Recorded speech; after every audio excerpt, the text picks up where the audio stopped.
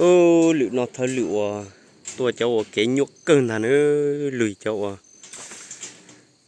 chỉ cháu khẩu cho nó thế vậy to thế thay lựu giờ thay tua đi khó này bỏ nó nữa quần dù bây giờ dòng gọc khẩu thọ một thì bà lại thiên đàng nữa nhua đi thiên đàng đợi thiên đàng cho không dư sẽ đời tại vì nó chỉ thay con nó đó này sai cho tuần đã tuần mà một cái khó dễ tóc đuộc con nó thế nữa bây lò mù mà vô lò lên nó một nó lệ cơ thì con này bỏ nó là theo tuột dòng nó này sai nữa nó này lúc nó tuần đầy nữa nó thời liệu cú thâu chờ ta chỉ tuần do kéo và phê tàn thò thì khó ở đây bỏ nó là nữa chỉ thâu lấy tê rồi dạ tôi lấy cú điện rồi này ta tọn gì cú điện xuống này người ta tọn chát điện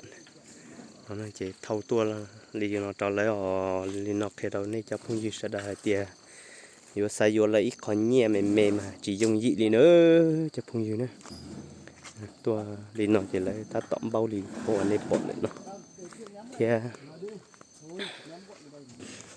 tháng được 12-13 triệu không em?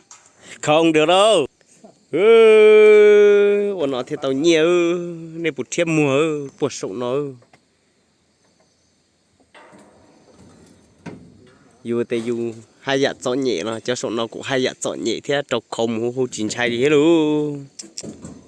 Thì thâu tuột giỏ luôn. Thế này sẽ đợi bóc. Cho quay tí được không các anh nha. Các anh từ thủ đô lên đây. Sợ nó bảo là quay này không xin phép thì chết đấy.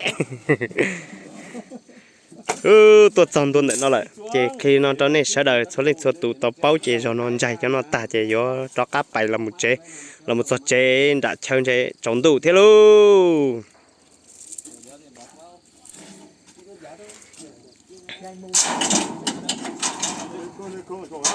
Không, dốc cái đầu nó xuống đây.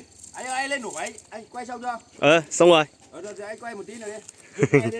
Quay đi, không phải gì đâu. Cứ cho xuống á, cho xuống. Quay đi nổ máy là ra luôn đó. Vâng.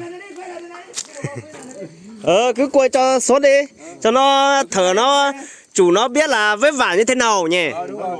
Này cái này. Kéo ra cho ông quay tí đã.